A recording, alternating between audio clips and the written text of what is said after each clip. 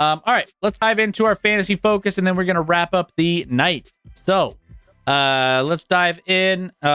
Rec made it clear that, I need to probably update our main heading fantasy focus, knowing that all these players are hurt.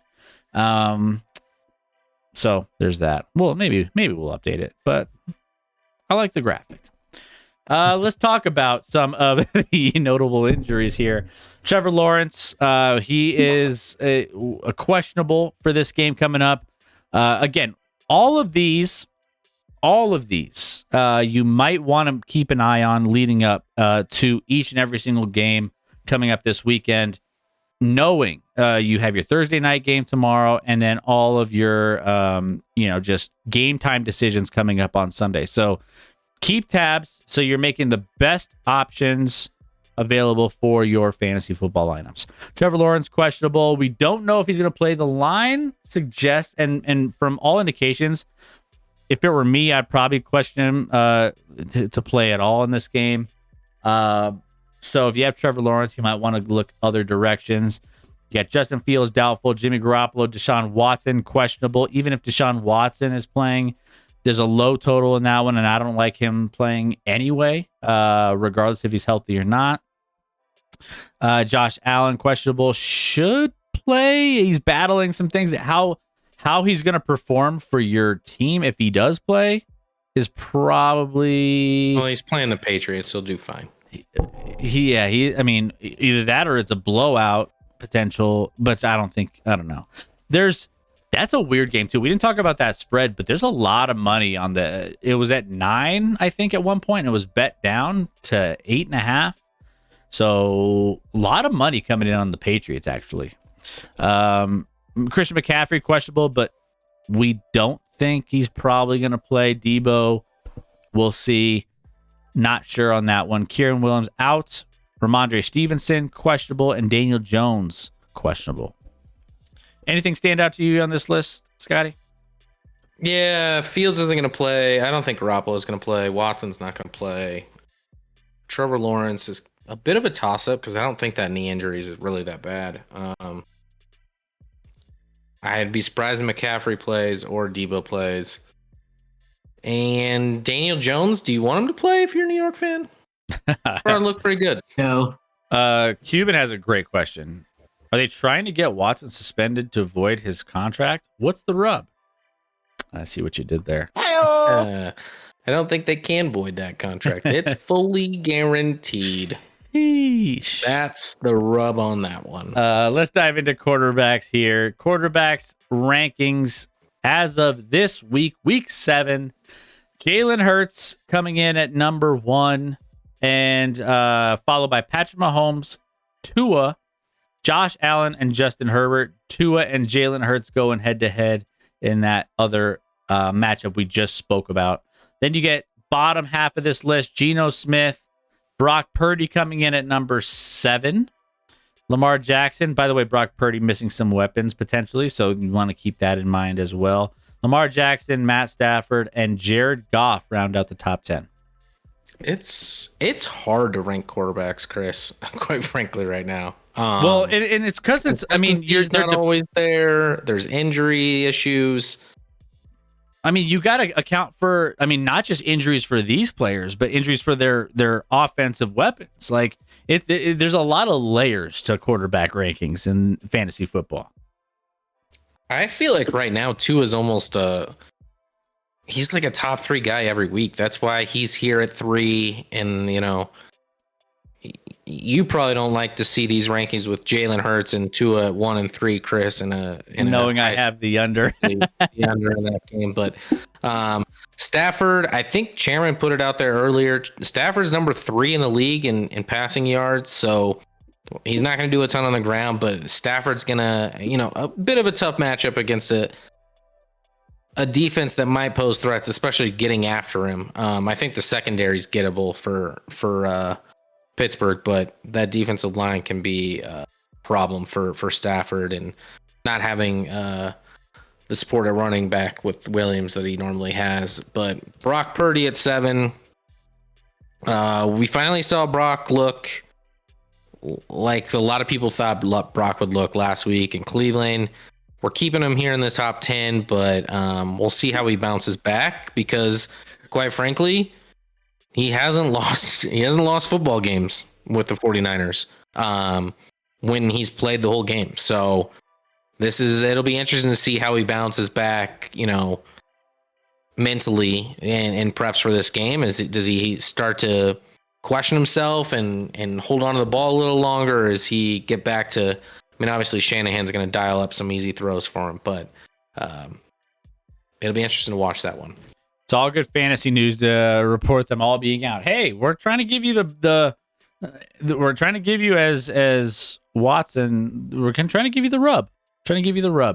And he does rub people the wrong way, WD Kong. We do agree. Yeah. And there's a couple things here too. Patrick Mahomes coming in. I think he's going to be the chart. I think that one could be an interesting one. The Chargers, I think fantasy wise, giving up giving points to quarterbacks is, I think, almost close to last.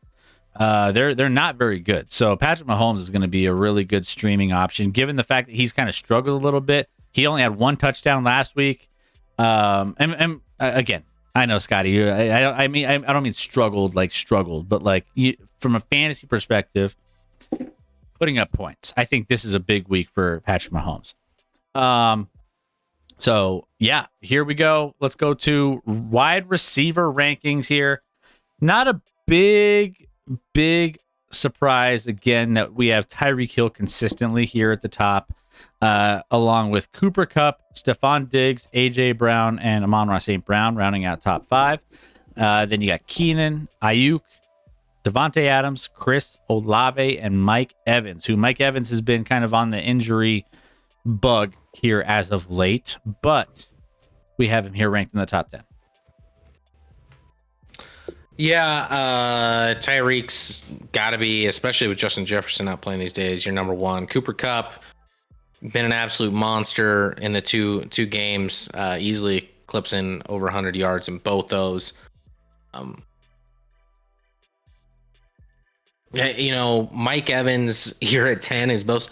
I feel like it's Mike Evans from last year. I think it was against Atlanta that he just went absolutely off and had a monster game. I might be wrong, but feel like it was Mike. I feel like Tampa coming off a bad game offensively are going to look to their best wide receiver weapon and kind of feature him and try and get him some looks.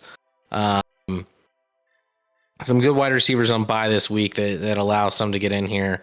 I thought the top 6 for sure was kind of pretty obvious. Maybe you can mix up the order there, but those top 6 with Tyreek, Cooper, Diggs, Brown. Brown's been absolutely phenomenal. It hasn't caught a ton of touchdowns, as many as you'd like, but consistently getting over 100 yards. Amon-Ra and that Detroit offense has been great, and Keenan Allen's been a great option, especially now with Mike Williams out.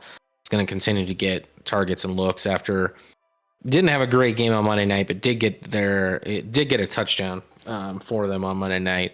Ayuk's going to be the feature. I think, if Debo's out for San Fran and you don't have Christian McCaffrey, especially in that red zone, Brandon Ayuk's going to be the target along with Kittle to potentially get some touchdowns there for the Niners. So I like Ayuk going into this week. Yeah. Top 3 in average points per fantasy output each week. Tyreek Hill, Keenan Allen, Cooper Kupp. Cooper Kupp, by the way, 2 weeks averaging 23.8 points fantasy, coming back after the injury. But that's not to take away from Puka Nacua, who is averaging 20 points per week on fantasy as well. So still, that Rams offense, it's clicking. It's clicking with the wide receivers. Let's get into running back rankings here. Kenneth Walker tops us off here on the running back rankings. What coming in. Sad list. This is a weird list. I was looking at this list and we were just like, wait a minute. We got some Kenneth Walker. We got some DeAndre Swift. We have some Isaiah Pacheco. Number one, but they obviously have an ideal matchup against a Cardinals defense that hasn't been able to stop the run. Aaron Jones gets in here because he's playing the Broncos. As long as he's playing, I know he's questionable, but if he plays, he's an auto start against a Denver defense that hasn't stopped the run in any of their games. DeAndre Swift is just here because, he's been solid for Philly thus far now that he's getting touches. It's weird like that. And somehow we have a player that doesn't even exist at number 3. So Austin Eckler going to be dynamite this week. Yeah, he changed his name this past week. He legally changed it. Oh, because the Chargers are taking that L. Yeah, they're taking that L. Exactly. Got it. That makes more sense. That's actually a perfect name for him. Yeah. But he's gonna get the dump offs and the catches and contribute in that fashion. Josh Jacobs has probably been disappointing to fantasy owners this week or this season thus far with the Raiders, but I think he might get right. Raiders, who are they? They're playing a trash team. Who are they playing? Oh, Josh Jacobs playing the Chicago Bears. Yeah, the Bears. So in a game that both starting quarterbacks might not be in, and a Bears defense that's less than good, Josh Jacobs might get right this week. So my boy Isaiah Pacheco stays in here. Raheem Mostert is here, obviously pending what happens with Christian McCaffrey. But if that's Mostert plays for Miami. Sorry. It will be interesting with what the Niners do. There's been a lot of debate whether that'll be Elijah Mitchell stepping in or Mason. What's his name? What's his first name? Jordan Mason. On who the 2 and 3 will be there. But hey, Dolpher, I've got number 2 and number 3. So how were you able to draft Eckler? That's interesting. Magic. Yeah, there's some weird matchups here too. I mean, I think Travis Etienne going against New Orleans could be an interesting one. New Orleans, I think that's gonna be a low scoring game, and then they're also have a decent defense. But the matchups, I mean, you have Kenneth Walker going against the 30th ranked team, giving up points to running backs. You have Josh Jacobs going up to the 28th ranked team, giving up points to running backs. Aaron Jones, if he plays, 32nd, dead last, Denver Broncos. So you're playing the matchups in some of these where it's just you're hoping that some of these guys can really take advantage of just a poor defense when it comes to that. You had a typo. It's Helen Eckler. Yeah, Helen. Yeah. Yep. See, there you go. Not even a real running back. Diacole is never going to talk to me again. Yeah, she might have. Chris, don't you have that soundbite? Like that bitch ain't real. The what? What's that soundbite you have? That man is not real. Oh yeah. Here, I'll play it. But I am telling you right now, that motherfucker back there is not real. Talking about Helen Keller. Not real. I mean, I love that sounder. Yeah, see, it's a classic one. I'll play it one more time for you guys, just because I know you love it. But I am telling you right now, all right. that motherfucker back there is not real. Not real. Tight end rankings. It's after dark, so of course we got to talk about some tight ends. Travis Kelce coming in here at number 1, as always, because he is, the tightest end. Then you get into Sam Laporta, Mark Andrews, TJ Hawkinson. This top 4 has been pretty consistent on our top 10 rankings for tight ends here this year. The consistency and just what they've been putting out. Tight ends have not been very, very good this year when it comes to contributing to your fantasy rosters. You would know because I know, we all know it hasn't been pretty. Dallas Goedert here coming in number 5. Then Kittle. We talked about Kittle being one of the only options available coming in here for the San Francisco 49ers. If McCaffrey and Deebo Samuel are out, that just amplifies the targets that he's going to get. Evan Ingram, Kyle Pitts, Cole Kmet, and Darren Waller. Is Kyle Pitts going to break out and have 100 yards and a touchdown this week, Scotty?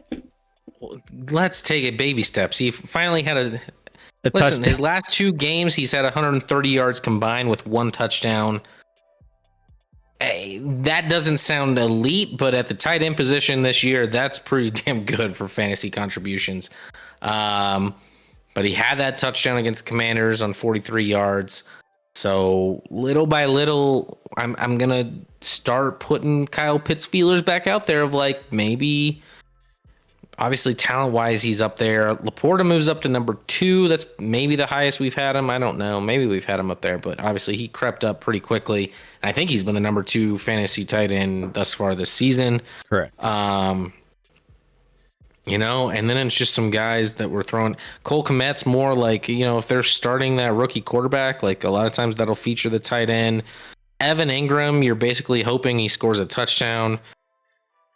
Hawkinson, obviously a tough matchup against the Niners that slides him to 4, but like with the talent and the amount of targets he gets, and with obviously with Jefferson being out there, like he should get a lot of targets. Darren Waller doesn't look healthy, but he squeaks in here at 10. But it's kind of just it's a sad list. The tight ends have not repped this year. Kelsey's been pretty damn. He's the number 1 fantasy tight end, and he's missed a game. So while he's maybe not had a monster game thus far, and piece it all together, he does have enough stats where he's clearly the number 1 guy.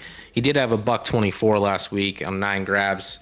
He's had 19 catches the last 2 weeks. So yeah, he's getting back to being the Kelsey we know and love. Well, and there's still that separation, right? So Kelsey has had 21 plus fantasy points in the last 2 weeks, but only 3 touchdowns in the first 6 weeks. So if you're he's only played 5 games, but yeah, in the first 5 games. So that being said, I feel like that goes up, which is scary because but here's the thing. If you drafted Travis Kelce, this is why you drafted him, because he's averaging 4 plus more fantasy points than any other tight end out there on average each week. So, and he hasn't blown up yet. He's only had 3 touchdowns on the season. So, I mean, that's the reason why you take Kelce in that first round, because your opponent's probably not going to get the same production.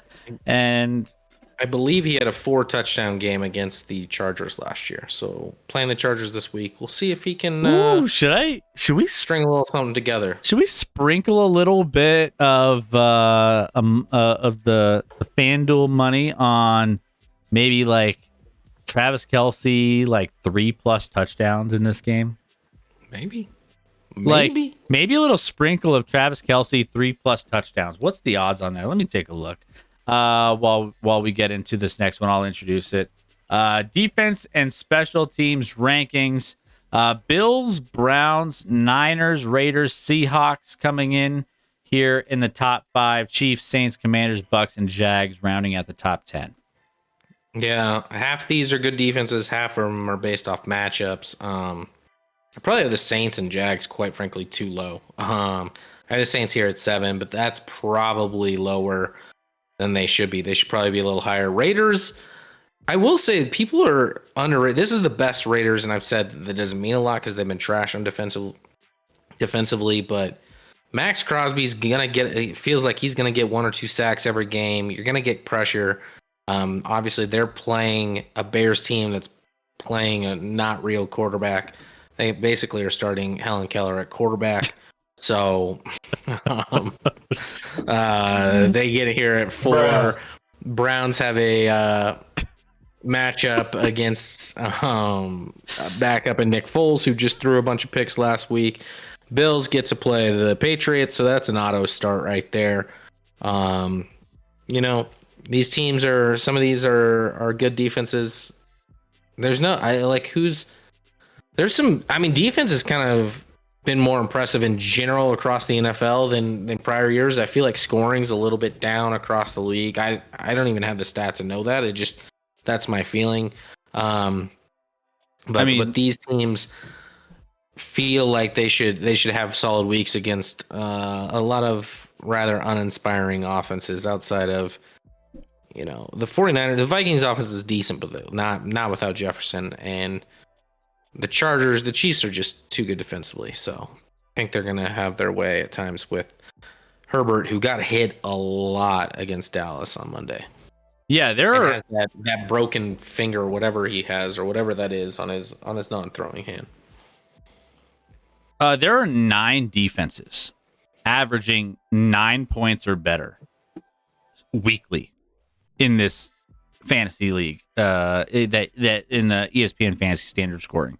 Like, it's crazy to me that so you got the Jets, the Steelers, the Browns, the Seahawks, Saints, Ravens, Bills, and Cowboys all averaging 9 points or better. Like, if you were to say weekly you can get 9 points from your defense, and I mean, you're feeling good about that.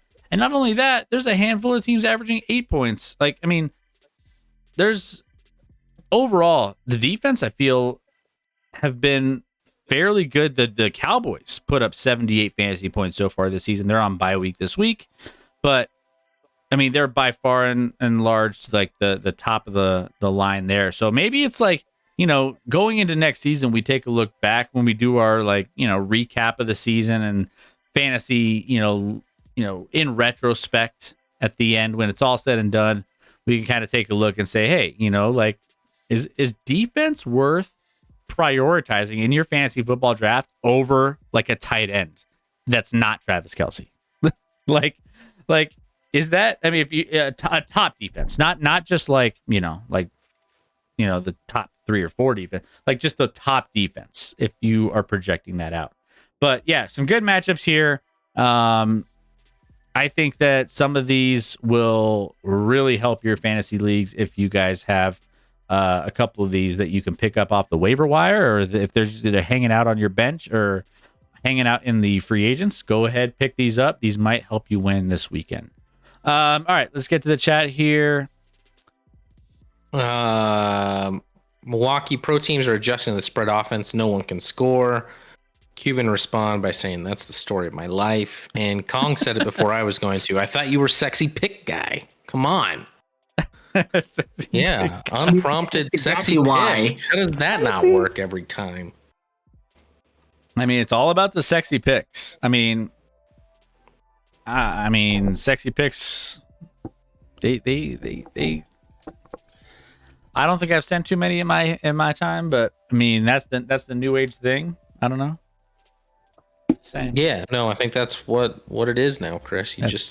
That's the Tinder, that's the Twitter, the picks. Snapchat, all you guys on that stuff. Hey, I don't know anything about that. Nothing about that. There you go. That's our fantasy focus, guys. Thank you so much for being a part of the stream tonight. We're wrapping things up here in a quick sec, but before we leave, have an announcement for you guys. Tomorrow, I am putting together, for real this time, for real, our NBA 1 hour special tomorrow night. So make sure you guys tune in tomorrow. It's going to be around the same time as we start this show, maybe a little earlier, about 7:30 Mountain Time, 9:30 Eastern, and we're going to be touching on hoops because, as we all know, Scotty and I both love talking basketball, but we just don't have time to do it here on the weekly NFL shows. Like, between Wednesday, we have the fantasy focus. We have all these things happening, best bets, previews, and then Sunday Night Football, we do the fan face-off and recap the week of the NFL. So when are we talking NBA? We're talking NBA on Thursday night for about an hour, give or take.